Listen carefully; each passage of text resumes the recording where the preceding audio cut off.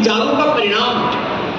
आज यहाँ पर जितने भी मंच पर आसीन महान आत्माएं यहाँ पर बैठे हैं, आदरणीय एनपी सिंह साहब प्रशासनिक सेवाएं तो बहुत लोगों ने की है, लेकिन आपको एक बात बताता हूँ, 1835 में किए हुए मैकाले के पाप को आज ये देश 190 वर्षों के बाद भी याद कर रहा है कि भाई वो पाप तो बड़ा गलत हुआ था।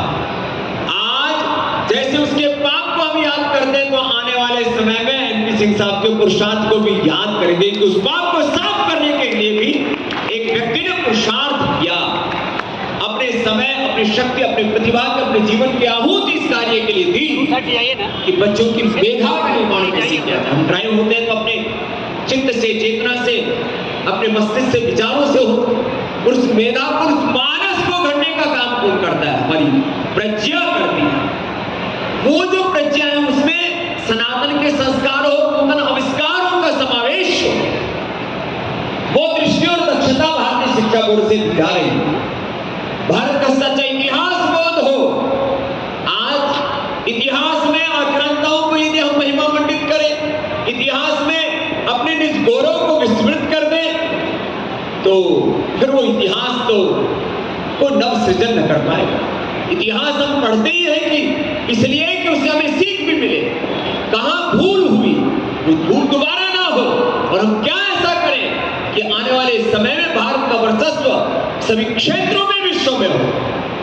विश्व को भारत शिक्षा में, चिकित्सा में, राजनीतिक व्यवस्था में, आर्थिक व्यवस्था में, कृषि व्यवस्था में और जीवन के समग्र दृष्टि में भारत दुनिया को दिशा दे सके। ऐसे बच्चे कहां से तैयार हैं? उन बच्चों के निर्माण के लिए ये भारतीय शिक्षा बोर्ड पहले कार्य कुछ गिने चुने गुरुकुलों में हो रहा था, कुछ गिने चुने स्कूल कॉलेजों में हो रहा था, जिनके भीतर सनातन के प्रति प्रतिबद्धता थी, लेकिन सामूहिक तौर पर एक बड़ा कार्य आज हर एक जिले में 10 से 15 लाख बच्चे, बड़े जिलों में छोटा से छोटा भी कोई जिला है तो कम से कम 4-5 लाख बच्चे स्कूलों में पढ़ क्या रहे हैं? पढ़े लिखे बेरोजगार, नशेड़ी, गजेड़ी, भगेड़ी, चरित्रहीन बच्चे हम तैयार कर रहे हैं। परिणाम क्या निकल रहा? What is the outcome of this education system?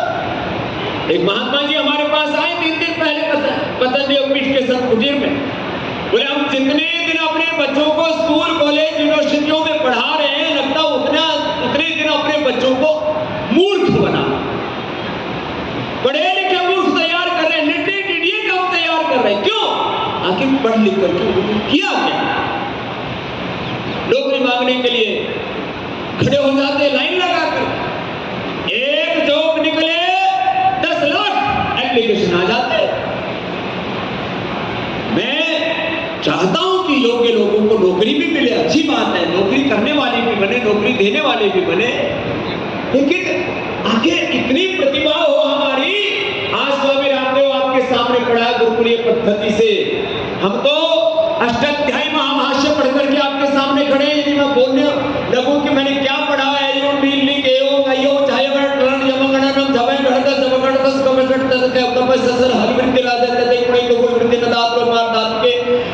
तो आप कहेंगे बाबा जी क्या बोल रहे, हमको कुछ पल्ले नहीं पड़ता। हम तो अष्टाध्यायी को चाहिए, कष्टाध्यायी जो लोग मान के उसको पढ़ करके यहाँ पर आए हैं। लेकिन एक सन्यासी ने, जिन सन्यासियों को कहा जाता था कि सन्यासी तो पलायनवादी हैं, कटोरा लेकर के भीख मांगते रहते हैं, एक सन्यासी ने 5 लाख से ज्यादा लोगों को तो रोजगार दिया और